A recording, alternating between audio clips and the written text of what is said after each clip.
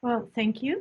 My name is Erin Bahula, and I am a cardiac intensivist at the Brigham and Women's Hospital and an instructor of medicine at Harvard Medical School, and then an investigator at the TIMI study group, where we do large cardiovascular outcomes trials.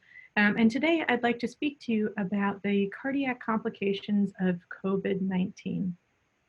I have no relevant disclosures related to this topic. So I think the first thing that's important to note is that clearly this is a rapidly evolving story. Since its discovery of COVID-19 in December, we've rapidly amassed a ton of data. As you can see shown here, we have now more than 25,000 publications that we've accumulated over really just 6 short months. So the story is changing and evolving very quickly. So it's just worth realizing that we don't have all the answers, but we are gaining some more insights. And so today what we'll talk about is the specific learning objectives are to review the epidemiology of the cardiovascular complications of COVID-19 as we understand it today, and then also to discuss the range of possible mechanisms for cardiovascular injury. We'll start with a case of an elderly gentleman that I saw in the Brigham and Women's Cardiac ICU. He was 87, and he actually was a very healthy 87, really just had a history of hypertension. And he was admitted with 1 week of fevers, shortness of breath, and cough. And on initial evaluation was somewhat hypoxic. His oxygen saturations were 92% on room air, which really by most definitions makes him a severe case of COVID-19 right up front. His workup when he presented was notable for infiltrates on his chest x-ray. He did in fact test positive for COVID-19 with an RT-PCR. And then he had many of the typical lab abnormalities that we see. So he had lymphopenia, he had an elevated lactate dehydrogenase, elevated coagulation parameters with an elevated D-dimer, elevated inflammatory markers, ferritin, C-reactive protein, and then also some indications of either cardiovascular stress or injury with an NT-proBNP and troponin that was elevated. Because of a concern for possible superimposed pneumonia, he was started on antibiotics and he was admitted, and he was doing well on supplemental oxygen on the floor for the first day. However, on hospital day 2, he acutely developed increased work of breathing, and he was also hypertensive and tachycardic. And the team on the floor got an EKG, which is shown here, which, as I mentioned, demonstrates tachycardia, but very notably, I didn't show you his baseline EKG, but his baseline EKG was normal. And here he has diffuse ST elevations, really through most leads on this EKG, with obviously some artifact there. And so we'll come back to discuss, how his situation evolved over the course of his care. But we'll pause to talk a little bit about COVID-19 in general. And I think one of the important take-homes is what we've realized is that most cases are not like his. Most cases, in fact, are mild. And this is data coming out of China, very large sample set, which suggests that probably at least 80% of cases are mild, and that probably many more are asymptomatic. And so those patients who develop critical disease is not very high. In fact, it's fairly uncommon, but when they have it, their prognosis is poor. So in this particular report, those with critical illness, so requiring ICU, mechanical ventilation, their case fatality rate was 49%, so very significant. And the question is really who develops that severe or critical of COVID-19? And what we've learned from a number of different case reports and case series, both in China and now throughout the US and Europe, is that patients who are either older or who have baseline comorbidities are more likely to develop more severe complications, so acute respiratory distress syndrome. They're more likely to have critical disease and require ICU level of care. And they're also more likely to succumb to COVID-19 or to die of the disease. And specifically, some of the comorbidities that we've recognized as risk factors includes older age, hypertension, diabetes, baseline cardiovascular disease, baseline lung disease, obesity, and also malignancy. There's a number of different things that we've recognized as risk factors. And An interesting part of the virology that we've, I think, all spent a lot of time thinking about is what is really the mechanism of injury with this disease. And early on, it was recognized that there is a protein on the surface of our cells, ACE2 receptor, which actually works out that it is the functional receptor for viral entry into our cells. And so the thought being that probably some of the injury that we sustain with this disease may be related to direct viral toxicity on various organs. And so we know that the manifestations of this disease oftentimes are respiratory. Those are the sort of the earliest. But that can progress to more severe respiratory manifestations with acute respiratory distress syndrome. And as shown depicted on this figure, the lung in fact does express high levels of ACE2 receptors. You can see acute liver injury where there is some expression, and acute kidney injury where again we do see expression of ACE2 receptor. And importantly, the heart also has ACE2 receptors, and one of the areas where I'll talk through that, but it does appear that endothelial cells have expression of ACE2 receptors. So let's move from what can be, as I mentioned, a multi-organ process, maybe initially manifesting as respiratory dysfunction, but may progress to involve other organs. And that also includes the cardiovascular system. And so we do see a wide array of cardiovascular complications. Much of the data that I'm showing you here in this table was pulled from reports of patients who were hospitalized in China. And I will say that these are the sort of early rates that were reported, and I know there's a lot of data looking into in subsequent reports whether or not this incidence actually holds true. But really, the first manifestation that was reported was something that they termed acute cardiac injury, which was defined by either a positive troponin, an abnormal EKG, or an abnormal echocardiogram. And in hospitalized patients across multiple different reports, it ranged anywhere between 7 to 28% of patients experienced this endpoint of acute cardiac injury. And certainly the incidence was higher in patients with more severe disease requiring ICU level care or who ultimately succumbed to the disease. There was one report that suggested that heart failure may occur as often as 23% in hospitalized patients, and at times that manifest as more severe forms with cardiogenic shock and at higher rates in non-survivors. There were a couple of reports that suggested that arrhythmias can occur, and we see as a broad range. It can be bradyarrhythmias, tachyarrhythmias. There was a subsequent report to the initial, which suggested that in all comers who were hospitalized, 17% had some sort of arrhythmia. There was a follow-up report that suggested that about 6% of patients experience a VT or VF event. So also does not appear to be uncommon. And what has been recognized more recently is thromboembolic events. And what I'm showing you here are data from ICU level patients who experience venous thrombotic events ranging anywhere between 17 and 69%. And we will talk about this in much more detail upcoming. And I'll break down the rates and the concerns there.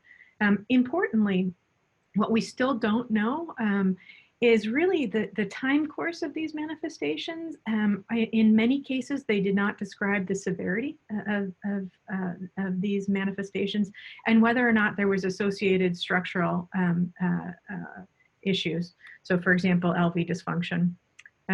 There also is really limited data on predictors of patients who will ultimately develop adverse cardiovascular outcomes. And we certainly do not have data at the moment on really the mid-range or long-term outcomes. Most of the data we have is on how patients fared in that index hospitalization, but not on follow-up for those who survived. So that is still data that we really do need to collect. It's very important to our understanding. One thing we do appreciate, though, from several different reports is that those patients who have cardiovascular manifestations, so for example, those who have acute cardiac injury with a positive troponin, tend to have worse outcomes. And so this was a report looking at patients who had elevated troponins as compared to those who did not have elevated troponin. And the panel on the left shows that those patients who were admitted with a positive troponin, so above the 99th percentile, and that's those top two lines, tended to have worse mortality, so higher mortality than those who were admitted with normal troponin. And for when they followed these patients over the course of their hospitalizations, those who had increasing troponin over the course of time also tended to do worse. So again, if somebody experienced a cardiovascular complication, the outcomes are generally worse. And this was also suggested by one report that was looking at independent predictors of mortality. Now, we talked not long ago about some of the comorbidities that drive worse outcomes in patients, on a sort of univariable look. And we said that things like age, pre-existing cardiovascular disease, diabetes, all appear to increase risk. But when you look at a multivariable analysis and say, well, are those independent? In this one, it wasn't. It was really those people who ultimately experienced complications, so severe respiratory complications with acute respiratory distress syndrome or cardiac injury, who ultimately had lower survival rates in an independent fashion. And there's not been a lot of data out there about the cause of death in patients who ultimately die of COVID-19, but there is this small case series of about 70 patients where they looked at the mechanism or the cause of death in patients who had COVID-19. And sort of surprisingly, about 40% of deaths were attributed to some cardiovascular cause. Now, 33% of those were with concomitant respiratory failure, but 7% were solely related to cardiac cause of death. And then, as we might predict, the majority of patients ultimately died of some respiratory failure issue. So clearly, cardiovascular manifestations are important, and they really tell us a lot about the prognosis of our patients. So now let's dig into what the mechanism of myocardial injury might be. And what I'll say up front is that it probably is, there probably are multiple mechanisms that are at play. And not to say that every patient has every mechanism, but there probably is, it's probably multifactorial. And so we'll go through this figure in a little bit of a stepwise fashion. We know that many of our patients come in with pre-existing atherosclerotic disease, and then clearly it is a severe illness that they can develop. And so they're really a setup for demand ischemia. And, it's things like the hypoxia, the really aggressive fevers that many of our patients have. Some of them experience hypotension, and that's on the background, again, in many cases of pre-existing atherosclerotic disease, that they are very prone to having demand ischemia. Additionally, we suspect that there is acute coronary syndrome, so your run-of-the-mill epicardial plaque rupture events that can occur in the setting of COVID-19. And I think this is not too much of a surprise to us because we have previously and historically seen an association between viral pneumonias and viral illnesses and acute coronary syndrome. So the data I'm showing you here is from a study looking at influenza and the association between influenza illness and myocardial infarction. And what the authors did is they looked at the incidence of MI within around 7 days following the diagnosis of influenza, and found that there was a 6-fold increase in incidence of MI as compared to the 2 years surrounding that diagnosis of influenza. As we might expect, although we don't have a great sense of what the incidence of ST elevation or of ACS is in the setting of COVID, that it happens. So there's a report that I'm showing you here that was out of New York City, that they have several, really a case series of patients with ST elevation MI. And in a subset of them, 9 of them, they did angiography, and 2/3 of those patients then ultimately had thrombotic culprit lesions that are sort of classic for acute coronary syndrome. So it certainly happens. The incidence is not clear as of yet. Another potential etiology on top of demand ischemia and acute coronary syndrome is myocarditis. Now, myocarditis, when I say that, I'm thinking of a myocarditis-like syndrome where we have a troponin elevation, so evidence of myocyte necrosis, and oftentimes some depression of the left ventricular function. And I think that there are probably multiple things that could be at play here to drive this myocarditis-like syndrome that we're seeing. First, there is the potential for direct viral cardiomyocyte toxicity. Secondly, as I mentioned, there are ACE2 receptors on the endothelial cells, and so it is reasonable to hypothesize that there would be vascular endothelial injury and potentially vasculitis that would drive some myocardial injury. And then finally, we'll talk about this in much more detail. COVID-19 is a prothrombotic disease. And so we do believe that we're seeing microthrombotic events, which could also lead to myocarditis. And in fact, there are now some case reports out there suggesting multiple of these different mechanisms. So the first I'm showing you is of a patient who had cardiogenic shock. They ultimately did an endomyocardial biopsy, which found lymphocyte infiltration, which is very classic for lymphocyte myocarditis or lymphocytic myocarditis. And they were unable to detect any of the virus in the heart. So interestingly, it was really looked like a lymphocytic myocarditis without virus. And the MRI was fairly classic for the inflammation that you see in the setting of myocarditis. In addition, there was another case report where rather than seeing a lymphocytic infiltration, they in fact saw macrophages in the heart. And those macrophages actually had viral particles within them. And so here's a very different sort of microscopic presentation of myocarditis. Again, similarly clinical presentation of shock, cardiogenic shock.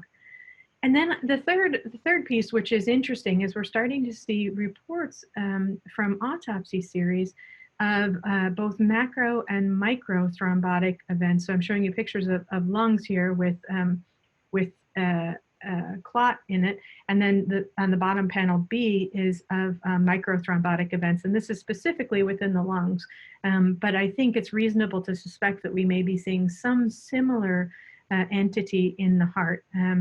And interestingly, in some of these reports, we're seeing that they're identifying certain types of cells, namely megakaryocytes in those organs, which makes us think that, in fact, maybe there's some platelet-mediated issue that we're observing. Another sort of interesting hypothesis comes from this and other reports. This was a report where they looked at individual cells from the heart, and they tried to determine the level of ACE2 receptor expression. And in fact, in this study, they did not see much expression in the cardiomyocytes. So we talked about direct viral cardiomyocyte toxicity. Well, at least here, this report wouldn't suggest that that should be, if we're talking about a viral entry into the cell as the mediator of injury. This would suggest that we shouldn't see that. But where we did in fact see high levels of expression was in the pericytes. And just as a reminder, which I needed, what a pericyte is, it's a cell type that really supports the microvasculature, or the capillaries. And sort of maintains microvascular health. And so the thought here and the hypothesis is that you may in fact see infection of the pericytes, which then could lead to capillary endothelial cell death and microvascular dysfunction, and then subsequently myocyte necrosis as a result of that. So some sort of interesting hypothesis generating data that we're seeing there. So we've talked about now demand ischemia, ACS, and myocarditis, and I think the last bin is the sort of grab bag of stress cardiomyopathy, or cytokine mediated, or really an inflammatory cardiomyopathy, which I think we believe that we see oftentimes in the setting of other infections like sepsis. And interestingly, what has led us to think about this specific entity is reports from China, very early reports where they looked at various biomarkers over time. And this particular analysis stratified by survivors and non-survivors. So survivors are in blue and non-survivors are in red. And what we see is that the coagulopathy markers like D-dimer rises in non-survivors over time. We've already talked about the troponin elevation, which is that panel E, which portends worse outcome, and that really is a nice demonstration of it in that figure.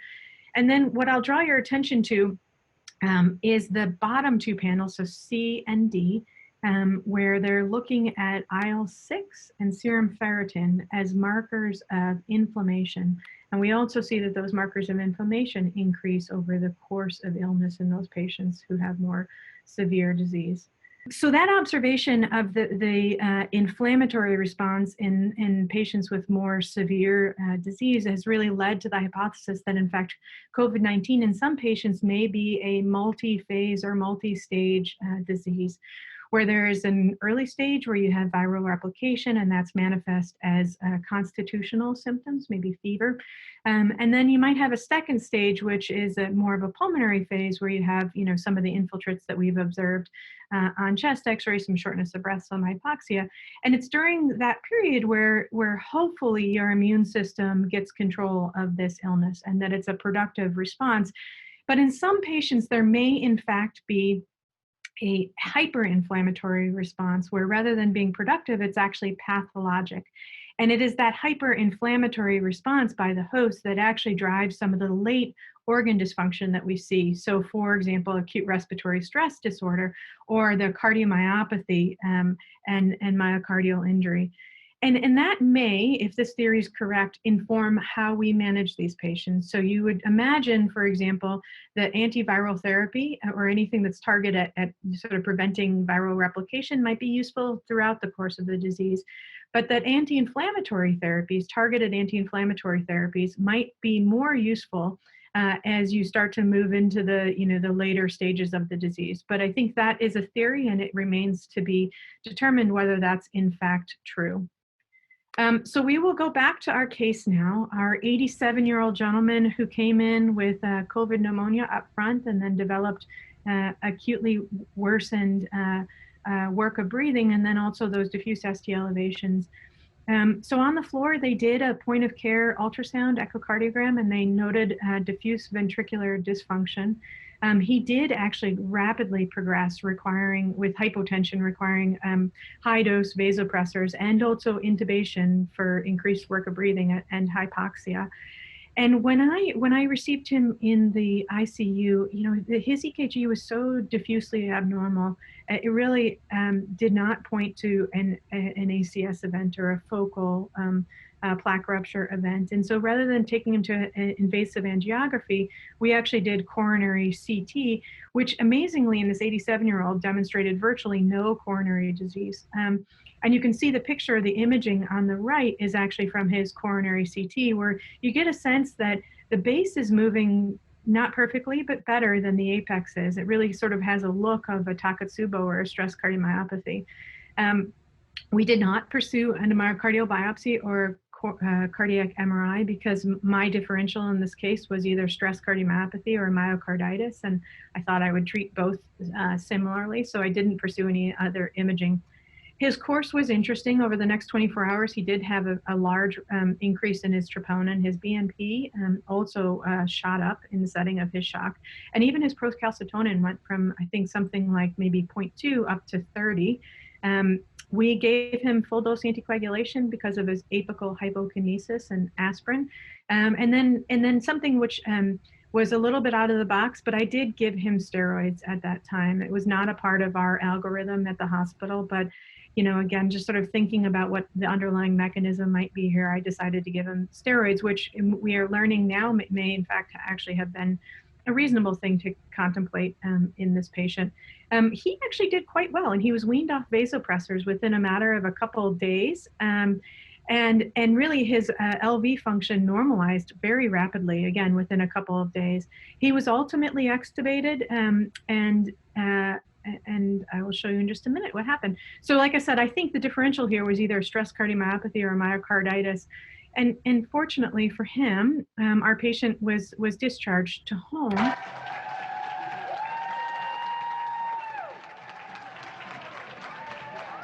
So that's a video of a patient being discharged from our institution. I think many institutions are doing this, where they announce something over the loudspeaker. In our case, it's Operation Hope, and then they tell us the location of where the patient's leaving the hospital from, 75 Francis Street. And it's really quite moving. Everybody comes to that exit and wishes them well. And so this 87-year-old made it out of the hospital after about a 4-week hospitalization, which we were all quite pleased with. So in the last little bit, I'll talk to you about treatment. We talked about the complications and specifically things like cardiac injury, heart failure, shock, myocarditis. We'll touch on thrombosis after this. But the treatment, I think, is really what we don't know very much about. I think we generally all agree that we should manage these patients as we would other patients. So if you have somebody with cardiogenic shock, use inotropes, use diuretics as you need to. Somebody with heart failure, we would apply our usual goal-directed medical therapy. And if somebody has really profound shock, consider mechanical circulatory support. We are learning a bit more about other COVID-specific therapies like antivirals. We know now that remdesivir is useful to limit the duration of symptoms in patients and potentially to improve mortality. We don't know whether that prevents cardiovascular complications. We have some early preliminary data about anti-inflammatories with the press release about dexamethasone. And again, that seems to help in terms of general mortality. I don't know whether that prevents cardiovascular manifestations. One very hot area of discussion and study is about therapeutic anticoagulation, and that's specifically as prophylaxis in patients who don't have an indication for therapeutic anticoagulation otherwise. And the rationale for this being of particular interest is that we now are recognizing that these patients are very prothrombotic and that they do in fact have both venous and arterial thrombotic events, and particularly high rates in ICU patients, which are the patients that I see when I'm in the ICU, which is where I spend all of my clinical time. We're trying to learn about the incidence. There is certainly variability in the reports that are published. It depends a little bit probably on background therapy and what degree of prophylactic anticoagulation they were on, and then also what degree of surveillance is being used. So specifically, in patients where you're just sort of looking when they're symptomatic, so they developed leg swelling and then you get an ultrasound, it looks like the rates of venous thrombotic events is anywhere between 17 and 30%. There was one small study where they just routinely did ultrasounds on everybody, and their rate for venous thrombotic events was around 70% in that patient population in the ICU. Also, we are seeing arterial events, which can be things like MI, which we've discussed before, strokes, acute limb ischemia in the setting of peripheral embolization. And we're not quite sure about the incidence of that, but it's probably somewhere on the order of 2 to 6% of ICU level patients. Now, what's the mechanism? Well, as I mentioned before, we know that there is a coagulopathy and that it's common in critically ill COVID-19 patients. You've seen this panel with D-dimer before. And also we appreciate that it's associated with a higher mortality. I've mentioned that we are starting to have some appreciation that maybe it's not just about the coagulation cascade, but also potentially about platelet activation that is contributing to this prothrombotic state, based on the early autopsy series that I've mentioned before, showing both macro and micro thrombotic events, and this putative role from megakaryocytes in promoting thrombotic events in the affected organs. And so it's with this background that we've actually developed a randomized control trial where we'll address the options for therapies and prevention in this patient population. The COVID PAC trial is a trial that's being run by the TIMI study group, which I'm an investigator in, and then the Critical Care Cardiology Trial Network, which is a group of sites throughout North America who are collaborating to do studies such as this, based in cardiac ICUs. And this is being led by our chair, Mark Sabatine, myself, David Morrow, who's the PI, and then also in collaboration with hematology and pulmonary critical care at our institution. But it will be multi-center. We're including patients who are in the ICU and who have documented COVID-19, and we're randomizing them in a 2-by-2 factorial way, either to your standard prophylactic anticoagulation that any ICU patient would be on, or full dose anticoagulation. And this is obviously in patients who don't have an indication for full dose anticoagulation otherwise. And then for those patients who are not on antiplatelet therapy at baseline for some reason, say coronary disease, then those patients are eligible for a second level randomization to either clopidogrel or no antiplatelet therapy. And we're looking at efficacy, which is various elements that encapsulate venous or arterial thrombotic events, and then safety, which is bleeding. And we're very, very excited to hopefully at some point be able to have some, rigorous randomized data to be able to tell you how to manage and prevent events in these patients. And I will say that ours is one study. There are a couple other studies which are also ongoing addressing similar issues, all with anticoagulation, none with antiplatelet as of yet. But I think we will have a lot of data from several different trials at some point to inform how we manage these patients. So in conclusion, as you have seen, the landscape is rapidly evolving for COVID-19. There definitely is much to learn about the disease in general and about the cardiovascular complications, and that includes, really how often are we seeing these events? What is the severity? What is the reversibility? What are the long-term consequences? And how should we manage these patients? And I think the way that we're going to get to the bottom of this is with collaborative efforts. And again, also, necessarily much of the data we have so far is observational, and I think that's great. But as much as we can do rigorous randomized studies, I think that will best inform how we manage these patients. And so just as a plug for some of the efforts that we're making on this front, we're working with the American Heart Association, who has created a COVID-19 cardiovascular disease registry, a multi-center, so we can really gain the numbers to try to understand, again, what are the frequency and sort of all of the things that I mentioned that we still have to better understand in terms of cardiovascular complications. And then I've already told you about our critical care cardiology trial network, which, as I mentioned, is a multi-center network of cardiac ICUs across North America, and our efforts both in the COVID PAC trial, but then also just registry-wise, trying to have a better appreciation of what's happening with this disease. And then finally, I'll just show you this.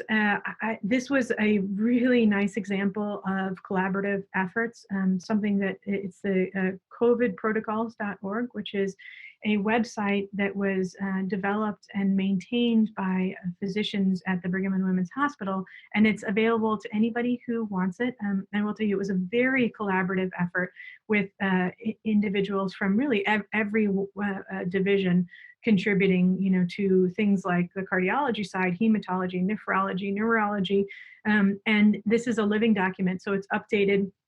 Infectious disease, importantly. It's updated as we gain more understanding of the disease. So I make a plug for this. It's available to you if you have interest. And so with that, thank you for your attention, and thank you for joining me through this journey. And obviously, please stay safe.